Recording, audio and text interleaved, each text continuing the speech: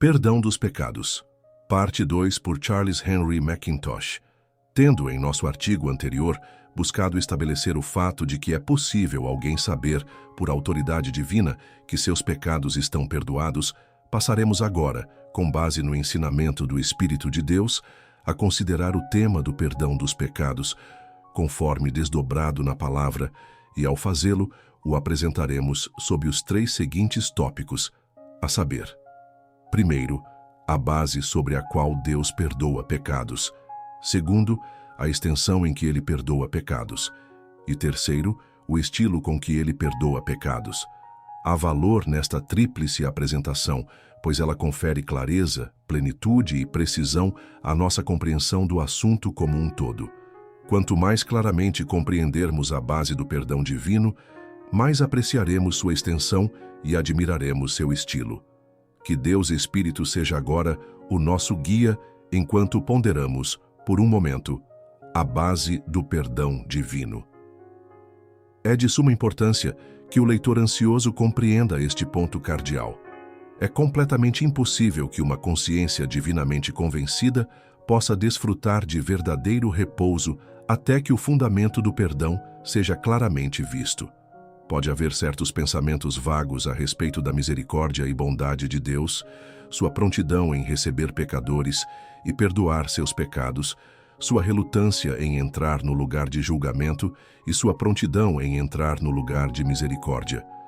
Tudo isso pode existir, mas até que a alma convencida seja levada a ver como Deus pode ser justo e ainda assim o justificador, como ele pode ser um Deus justo e ainda assim um Deus salvador, como ele foi glorificado em relação ao pecado, como todos os atributos divinos foram harmonizados, ela deve ser estranha à paz de Deus, que verdadeiramente excede todo o entendimento. Uma consciência sobre a qual a luz da verdade divina se derramou em poder de convencimento, sente e reconhece que o pecado jamais pode entrar na presença de Deus, que o pecado, onde quer que seja encontrado, só pode ser enfrentado pelo justo julgamento de um Deus que odeia o pecado. Portanto, até que o método divino de lidar com o pecado seja compreendido e crido, deve haver intensa ansiedade. O pecado é uma realidade, a santidade de Deus é uma realidade, a consciência é uma realidade, o julgamento vindouro é uma realidade. Todas essas coisas devem ser observadas e devidamente consideradas. A justiça deve ser satisfeita, a consciência purificada, Satanás silenciado. Como tudo isso pode ser feito? Somente pela cruz de Jesus. Aqui, então, temos o verdadeiro fundamento do perdão divino. A preciosa expiação de Cristo forma a base daquela plataforma sobre a qual um Deus justo e um pecador justificado se encontram em doce comunhão. Nessa expiação, vejo o pecado condenado, a justiça satisfeita, a lei magnificada, o pecador salvo, o adversário confundido. A criação nunca exibiu algo assim. Ali, a criatura desfrutou da manifestação de poder, sabedoria e bondade. Mas os campos mais belos da antiga criação não apresentaram nada como a graça reinando pela justiça, nada como uma combinação gloriosa de justiça e paz, misericórdia e verdade. Estava reservado para o Calvário exibir tudo isso. Ali, aquela grande e importantíssima pergunta: como pode Deus ser justo e o justificador? Recebeu uma resposta gloriosa. A morte de Cristo fornece a resposta. Um Deus justo lidou com o pecado na cruz, a fim de que um Deus justificador pudesse lidar com o pecador no novo e eterno fundamento da ressurreição. Deus não podia tolerar ou ignorar um único jota ou tio de pecado, mas ele poderia rejeitá-lo. Ele condenou o pecado. Ele derramou sua justa ira sobre o pecado, a fim de poder derramar os raios eternos de seu favor sobre o pecador crente. Na cruz de Jesus está gravado este registro: que o pecado seja julgado e os pecadores salvos. Registro precioso, que todo pecador ansioso o leia com os olhos da fé. É um registro que deve transmitir paz ao coração. Deus se satisfez quanto ao pecado, isso me basta. Aqui, minha consciência culpada e perturbada encontra doce repouso. Vi meus pecados se erguendo como uma montanha escura diante de mim, ameaçando-me com ira eterna. Mas o sangue de Jesus os apagou da vista de Deus. Eles se foram, e se foram para sempre. Afundaram como chumbo nas águas poderosas do esquecimento divino, e eu sou livre. Tão livre quanto aquele que foi pregado na cruz pelos meus pecados, mas que agora está no trono sem eles. Tal é então o fundamento do perdão divino. Que fundamento sólido! Quem ou o que pode tocá-lo? A justiça o possuiu. A consciência perturbada pode descansar nele. Satanás deve reconhecê-lo. Deus se revelou como justificador, e a fé caminha na luz e no poder dessa revelação. Nada pode ser mais simples, nada mais claro, nada mais satisfatório. Se Deus se revela como justificador, então sou justificado pela fé na revelação. Quando as glórias morais da cruz brilham sobre o pecador, ele vê e sabe, crê e reconhece que aquele que julgou seus pecados na morte o justificou na ressurreição. Leitor ansioso, veja, eu te imploro, que apreendas o verdadeiro fundamento do perdão dos pecados. De nada adianta prosseguirmos considerando a extensão e o estilo, até que tua pobre consciência atribulada tenha sido levada a repousar sobre o fundamento imperecível do perdão. Deixa-me argumentar contigo. O que te impede, neste exato momento, de repousar sobre o fundamento da expiação consumada? Dize-me, tua consciência precisa de algo mais para satisfazê-la do que aquilo que satisfez a inflexível justiça de Deus? Não é o fundamento sobre o qual Deus se revela como um justificador justo suficientemente forte para que te mantenhas firme como um pecador justificado? O que dizes, amigo? Estás satisfeito? Cristo é suficiente para ti? Ainda estás buscando algo em ti mesmo, em teus caminhos, em tuas obras, em teus pensamentos, em teus sentimentos? Se sim, desista da busca como totalmente vã. Nunca encontrarás nada. E mesmo que pudesses encontrar algo, seria apenas um estorvo, uma perda, um obstáculo. Cristo é suficiente para Deus, que Ele seja suficiente para você também. Então, mas somente então, você será verdadeiramente feliz. Que Deus, o Espírito Santo, faça com que você descanse neste momento sobre um sacrifício todo suficiente, como o único fundamento do perdão divino, para que você possa entrar com real inteligência e interesse no exame do segundo ponto em nosso assunto, a saber, a extensão do perdão divino. Muitos ficam perplexos com isso. Não enxergam a plenitude da expiação. Não compreendem o fato emancipador de sua aplicação a todos os seus pecados. Não compreendem a plena força daqueles versos que talvez cantem com frequência. Todas as tuas iniquidades quem faz, perdoe-me graciosamente. Eles parecem ter a impressão de que Cristo levou apenas alguns dos seus pecados, a saber, os pecados cometidos até o momento da sua conversão. Preocupam-se com a questão dos seus pecados diários, como se estes devessem ser eliminados de forma diferente dos seus pecados passados. Assim, às vezes, sentem-se muito abatidos e gravemente afligidos. Nem poderia ser diferente com eles, até que vejam que, na morte de Cristo, foi feita provisão para o perdão completo de todos os seus pecados. É verdade que o Filho de Deus que comete pecado tem que ir ao seu Pai e confessar esse pecado. Mas o que diz o apóstolo em referência a alguém que confessa seus pecados dessa forma? Deus é fiel e justo para nos perdoar os pecados e nos purificar de toda injustiça.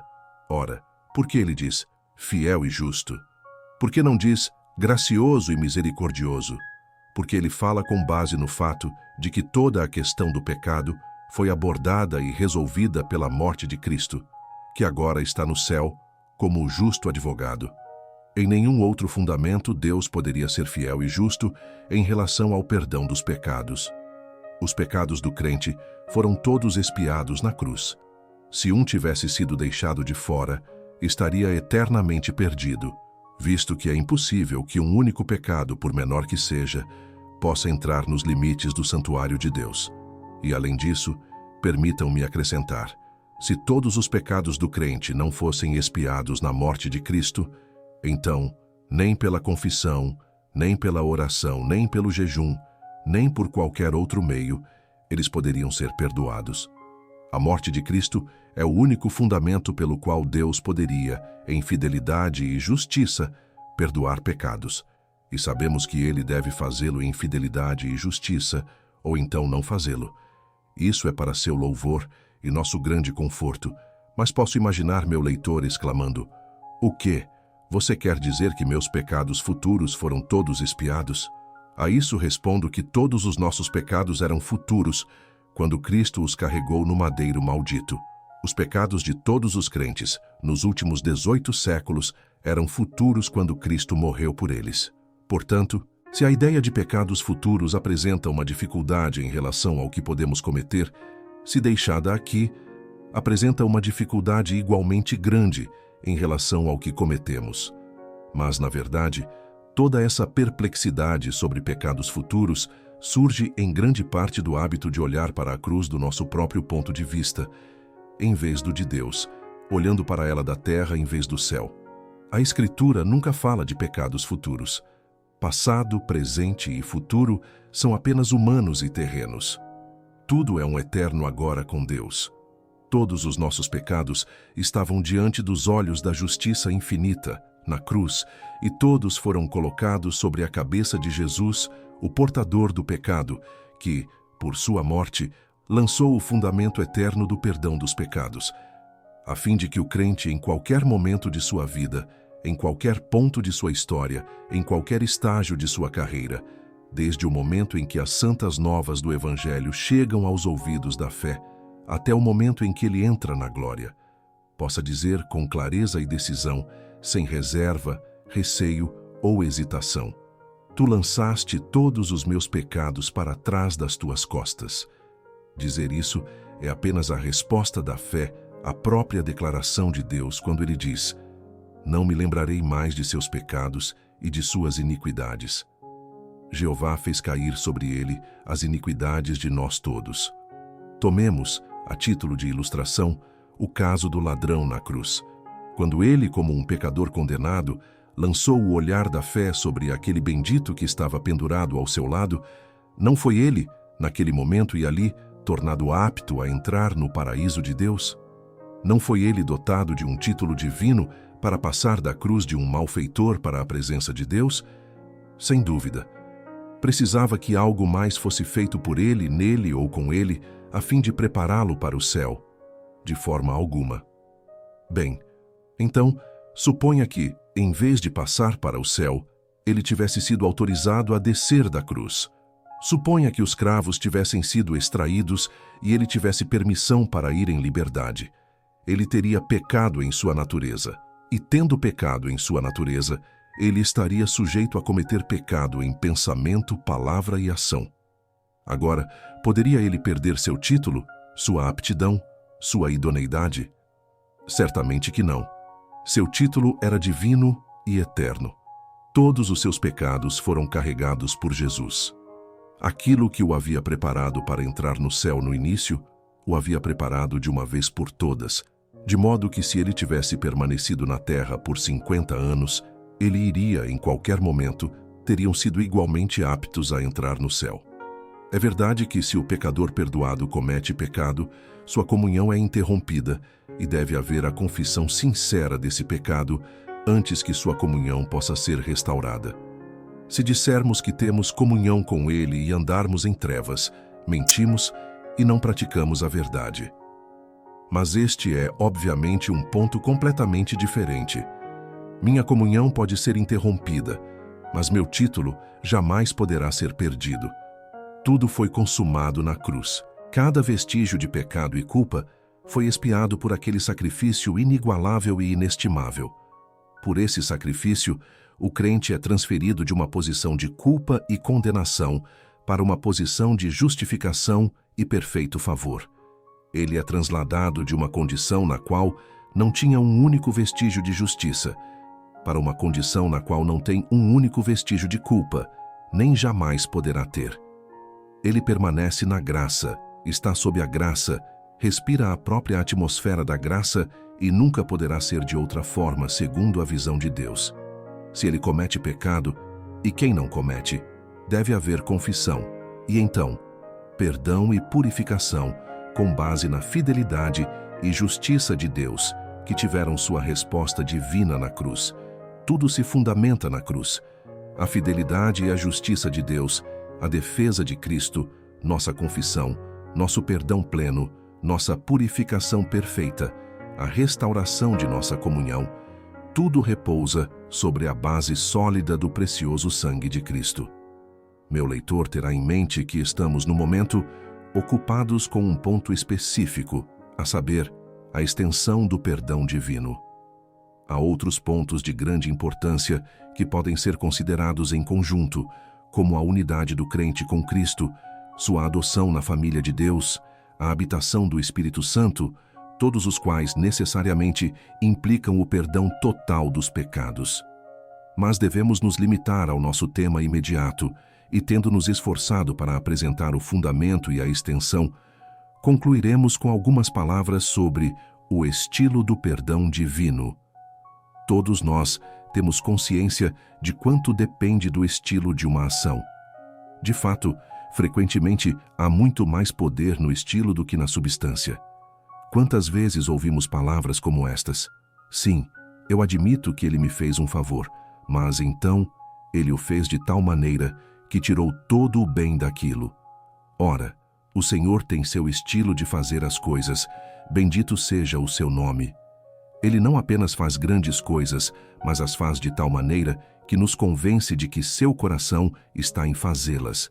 Não apenas a substância de seus atos é boa, mas o estilo é extremamente encantador. Tomemos um exemplo ou dois. Vejamos, por exemplo, a tocante palavra de Cristo a Simão, o fariseu, em Lucas 7.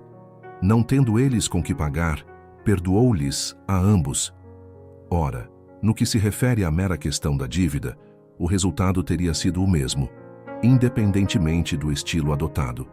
Mas que coração não percebe o poder moral da palavra francamente? Quem se desfaria dela?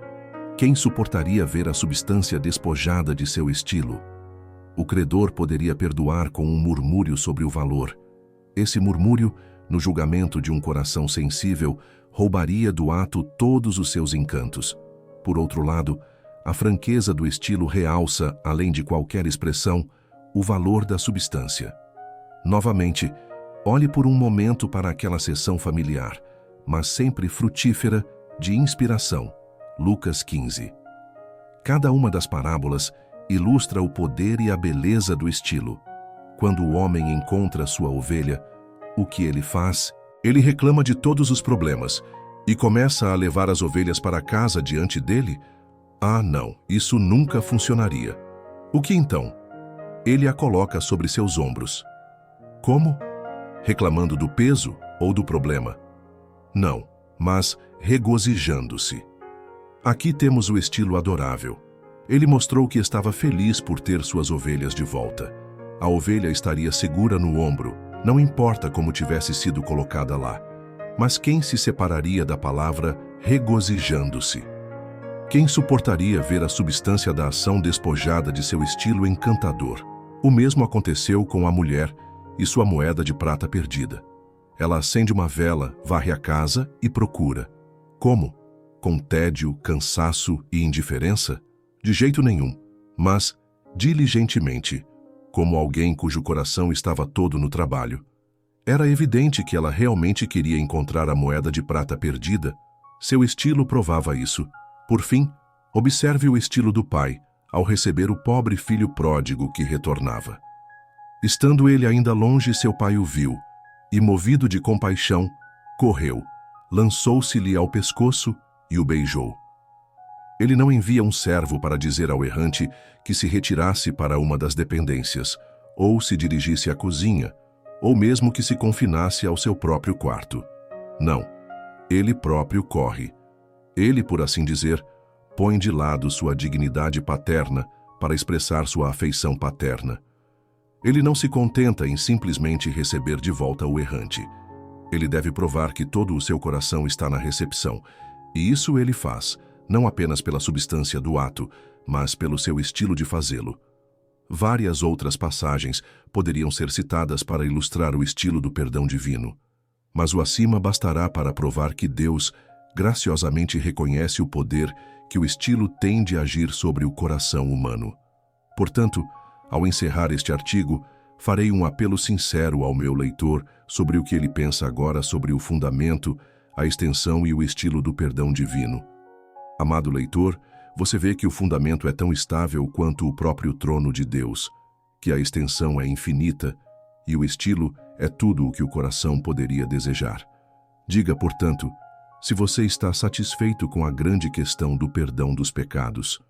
Você ainda pode duvidar da disposição de Deus em perdoar quando Ele lhe apresentou, de tal forma, o fundamento sobre o qual, a extensão e o estilo com que Ele perdoa pecados.